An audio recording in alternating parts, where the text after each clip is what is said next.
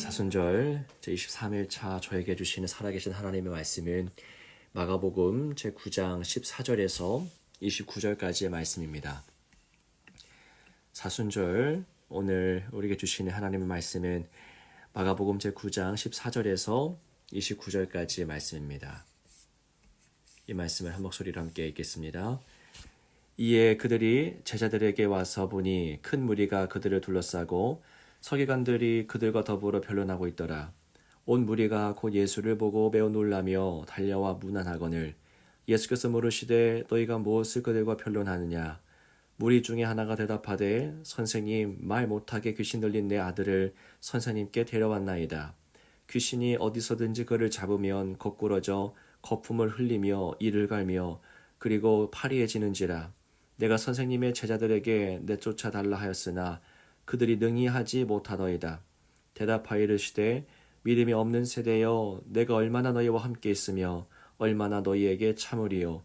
그를 내게로 데려오라 하시매 이에 데리고 오니 귀신이 예수를 보고 곧 그 아이로 심히 경련을 일으키게 하는지라. 그가 땅에 엎드려져 구르며 거품을 흘리더라. 예수께서 그 아버지에게 물으시되 언제부터 이렇게 되었느냐 하시니 이르되 어릴 때부터니이다. 귀신이 그를 죽이려고 불과 물에 자주 던졌나이다. 그러나 무엇을 하실 수 있거든 우리를 불쌍히 여기사 도와주옵소서. 예수께서 이르시되 할 수 있거든이 무슨 말이냐. 믿는 자에게는 능히 하지 못할 일이 없느니라 하시니 곧 그 아버지의 아이 아버지가 소리를 질러 이르되 내가 믿나이다. 나 믿음 없는 것을 도와주소서 하더라.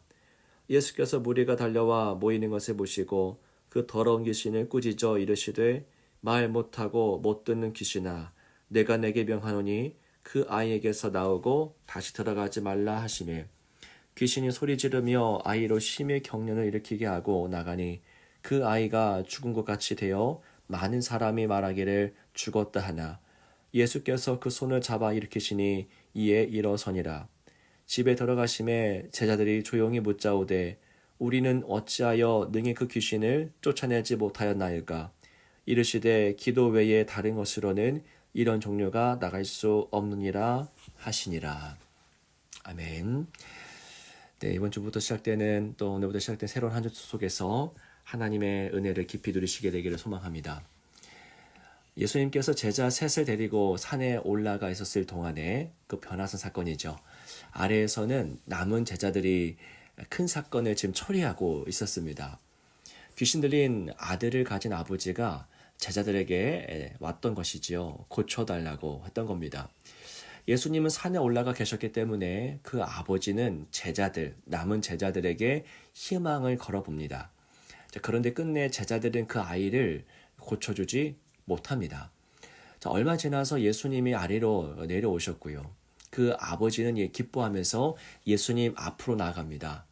어떤 일이 있었는지 예수님께서 듣고 나서는 참으로 안타까워하십니다. 제자들을 향해서 믿음이 없는 세대여 라고 하시면서 한탄해 하시죠. 귀신을 제어하지 못하는 상황의 핵심 원인은 바로 믿음이라고 주님이 말씀하시는 겁니다. 그리고 오늘 본문 마지막 즈음에서 이 제자들은 예수님께 질문하죠. 왜 우리는 귀신을 쫓아내지 못했던 것입니까? 이때 예수님께서 뭐라고 대답하십니까? 바로 기도에 대해서 말씀하십니다. 기도 외에 다른 것으로는 이런 종류가 나갈 수 없느니라 라고 말씀하셨죠. 제자들이 실패했던 이유는 두 가지입니다. 바로 믿음과 기도의 부재입니다. 반대로 제자들이 승리하기 위해서 어떻게 하면 됩니까? 믿고 기도하면 되겠죠. 20절의 말씀 같이 한번 보겠습니다. 이에 데리고 오니 귀신이 예수를 보고 곧 그 아이로 심히 경련을 일으키게 하는지라. 그가 땅에 엎드려져 구르며 거품을 흘리더라. 네, 예수를 보고라고 합니다. 이 대목을 잘 보십시오. 귀신이 예수를 보자마자 반응을 일으킵니다. 말로 다 설명할 수 없는 너무나 귀중한 영적인 진리가 이 짧은 말씀 속에 담겨져 있음을 알 수 있습니다. 여러분, 귀신이 예수를 보자마자 기겁하기 시작합니다. 예수님께서 나가라, 물러가라 하기도 전인데 귀신이 먼저 알아서 떨기 시작합니다.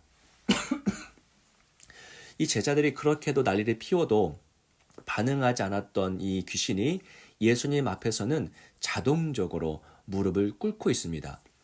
이것을 좀 뒤집어서 볼까요? 귀신이 예수님을 보고 떨기 시작했다고 하는 것은 다르게 말해서 귀신은 예수밖에는 다른 것들을 보지 않는다는 뜻입니다. 귀신에게는 오직 예수만 보입니다. 귀신에게는 예수냐 예수가 아니냐만 중요하죠. 아무리 높은 자리에 앉는 통치자라 할지라도 그 속에 예수가 없으면 그저 종이 인형에 불과합니다. 귀신은 철저하게 이원론적인 존재죠. 예수냐 예수가 아니냐입니다. 이처럼 귀신이 예수만 본다고 하는 것은 사람들이 가진 직책이나 직업, 사회적 위치, 지식, 어떤 학위 등등을 보지 않는다는 것입니다. 귀신에게는 인간이 가진 간판이나 능력 따위가 보이지 않습니다. 그게 오늘 본문 처음 부분에 나타나죠. 귀신은 자기 앞에 서 있는 사람들이 예수님의 제자든 서기관이든 그들의 신분은 고려 대상이 아닙니다. 귀신이 두려워 떠는 경우는 단 한 가지죠. 바로 예수님이 계신 경우입니다. 이 내용들이 바로 예수를 보고에 담긴 의미라고 할 수 있습니다.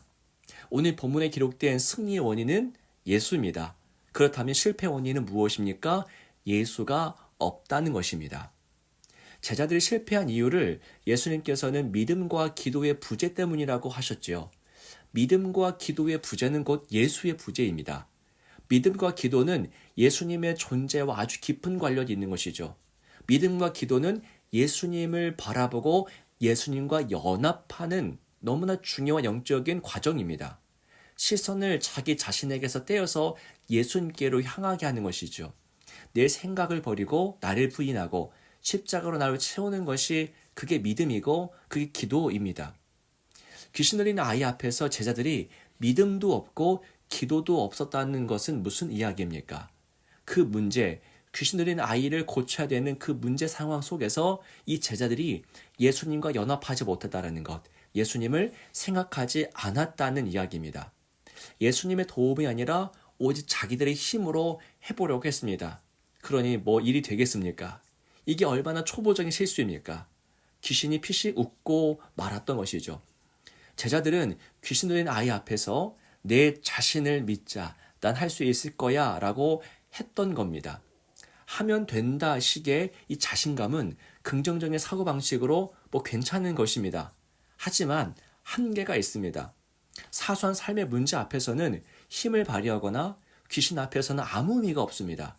제자들은 자신을 믿을 게 아니라 예수를 믿었어야 되고 난 할 수 있어가 아니라 예수님은 하실 수 있다라고 외치면서 기도해야 했습니다.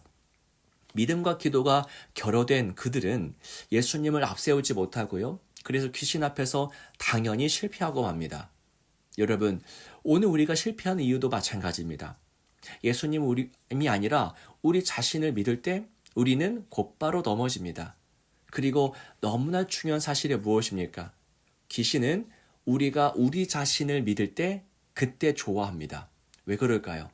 그래야 그들이 승리할 수 있기 때문입니다. 잠언 16장 18절에 이런 말씀이 있죠. 교만은 패망의 선봉이요 라는 말씀입니다.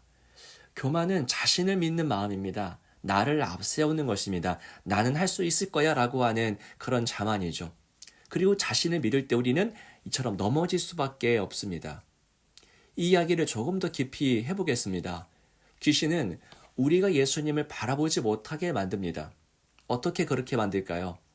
예수님을 바라보지 마라고 우리에게 겁을 줄까요? 귀신은 바보가 아닙니다. 귀신은 우리로 하여금 예수님으로부터 떨어지게 만들 때에 예수님을 쓸모없는 존재로 생각하게 만듭니다.